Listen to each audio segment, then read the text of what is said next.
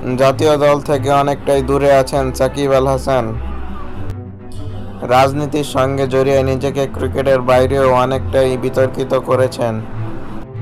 এরই মাঝে এসেছিল বোলিং নিষেধাজ্ঞা, যে কারণে সাকিবকে মাঠের বাইরে থাকতে হয়েছিল অনেক দিন।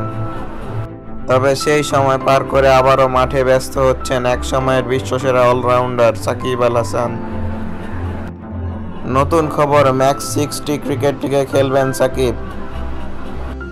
টি10 ফরম্যাটে 8 দলের এই টুর্নামেন্টে খেলবেন বাংলাদেশি এই অলরাউন্ডার। ক্যারিবীয় দ্বীপপুঞ্জে এই টুর্নামেন্টে খেলতে দেখা যাবে টাইগার এই অলরাউন্ডারকে।